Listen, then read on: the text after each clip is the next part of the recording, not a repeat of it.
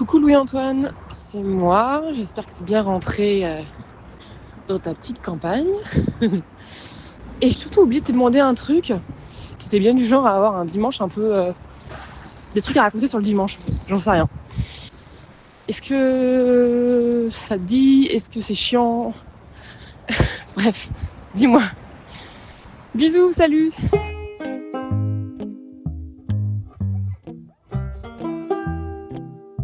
Salut Noémie, bah écoute, j'ai bien reçu ton vocal et ok, pas de souci, je te fais ça ce soir. Là, un peu plus tard peut-être parce que je viens de descendre du train, donc le temps de rentrer chez WAM, de me poser un peu histoire de récupérer parce que je suis debout depuis 5 du mat ce matin. Du coup, ouais, je te fais ça et puis j'apprécie quand même toujours que les délais soient suffisamment sympas pour t'apporter des réponses de qualité. Je te fais des bisous. Lui, c'est Louis-Antoine, un copain rencontré sur les bancs de la fac d'histoire de Nanterre. Aujourd'hui, il est devenu guide conférencier et travaille le dimanche. Mais quand il ne bosse pas, son dimanche idéal, c'est glander et regarder la télé. Il y a quelques semaines, je lui ai proposé de l'interviewer par vocaux interposés sur son rapport à ce jour un peu particulier. Tu fais quoi le dimanche ? Une création du podcast Social Club. Ok, première question. Pour toi, dimanche, ça rime avec quoi ? Ce que le dimanche évoque chez moi, c'est un aspect assez mitigé. C'est-à-dire que plus jeune, j'ai toujours été paresseux. Et en général, je faisais mes devoirs. Donc ça a duré à peu près jusqu'à la fac. Donc, quand on s'est connus. Les devoirs à faire pour le lundi, en général, je les faisais au dernier moment, le dimanche soir. Donc j'avais, si tu veux, l'anxiété, l'angoisse de faire à peu près bien en un très court laps de temps. Je pense que j'ai été traumatisé par cet aspect de l'école où il fallait faire ses devoirs pour le lundi. Enfin, c'était un peu hardcore.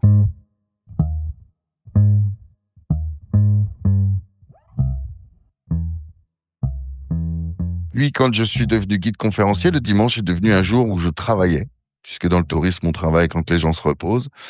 Et du coup, le dimanche est devenu complètement différent parce que pour moi, c'était synonyme de travail, synonyme de beaucoup de monde quand j'étais sur les bateaux ou de groupes à guider dans des endroits blindés, dans les parcs, etc., les jardins ou des trucs comme ça. Mais ça avait plus du tout ce côté angoissant que j'avais connu à l'école. Parce que en plus, j'ai choisi ce métier de guide. Est-ce que tu pourrais me raconter une journée quand tu taffes, en fait, une journée de dimanche de guide conférencier? Beaucoup de trac, puisque je ne connais pas le groupe que je vais avoir devant moi. En général, c'est un groupe constitué de 50 personnes. Là, les gens descendent du car, je les salue et je leur explique la logistique de la visite, savoir comment traverser une rue à Paris, parce que souvent ce sont des retraités provinciaux, donc ils sont pas toujours au fait des trottinettes électriques. Ensuite, je leur explique un petit peu le parcours, et là, le silence se fait, je rentre en scène et le spectacle commence. Et donc, je leur raconte les choses qu'il y a à raconter.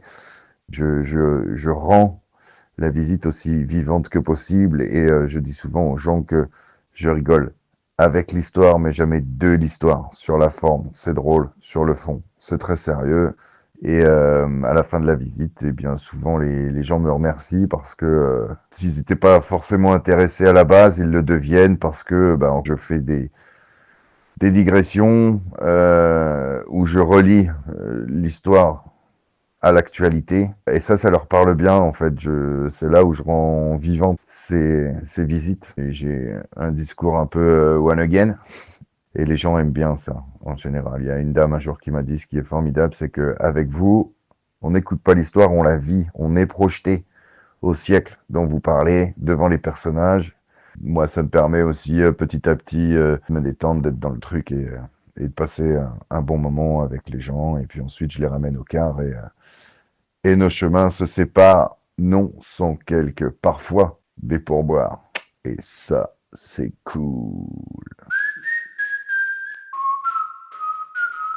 Est-ce que tu peux me décrire ton dimanche type aujourd'hui et ton dimanche type rêvé? Quand je travaille pas le dimanche, en fait, j'ai un programme qui commence à 10 heures du matin par automoto. Ça, c'est hérité de la longue tradition avec mon père, où le dimanche matin, on se faisait automoto pour voir les résultats de Prost, Ayrton Senna, tout ça, parce que bon, on aimait bien partager ensemble la Formule 1, le Paris-Dakar, le championnat du monde des rallyes. Enfin, voilà, on regardait donc automoto. Du coup, j'ai gardé ça. Ensuite, de 10h à 11h, il y a téléfoot. Parce que je suis un fan du Paris Saint-Germain et j'aime bien l'équipe de France, voilà. Et puis ensuite, turbo sur la 6 pour continuer dans les sports mécaniques. Et ensuite seulement, je me lève. Et ensuite, je vaque à des occupations diverses et variées, la lessive, la console, la procrastination chronique, que j'ai d'ailleurs toujours assez régulièrement.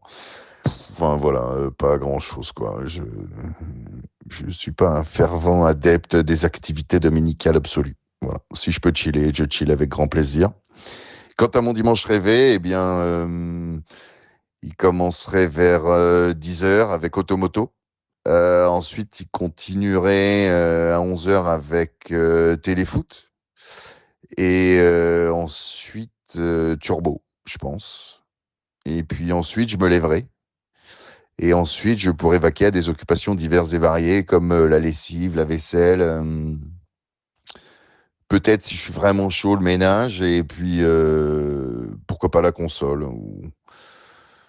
Voilà, donc finalement, je vis mes dimanches de rêve. Merci pour le fou rire de 22h16. Finalement, de ce que tu me dis, c'est que tu as un dimanche qui est très ritualisé. Toi, t'aimes les dimanches qui se ressemblent. Faut pas... Tu vois, est-ce que t'as des potes qui t'appelleraient le samedi en disant on débarque ou des gens ou tes parents le matin, le dimanche matin, qui disent que je peux venir manger? Est-ce que tu laisses la place à l'imprévu le dimanche? Mon dimanche est certes ritualisé, mais ce n'est pas gravé dans le marbre. Tiens, dimanche, là, j'ai un copain et sa meuf qui viennent à la maison faire un barbecue. Et ça me fait super plaisir parce que du coup, on va se faire un barbecue. Il va faire soleil, on sera dans le jardin. Moi, je vais leur cuisiner l'apéro, des rillettes de chorizo, une sauce fromagère pour aller avec des petits toasts et je vais faire de la mayonnaise, des frites. Enfin voilà, je vais partager du temps avec des gens que j'adore dans un lieu qui m'est plus que cher, quoi.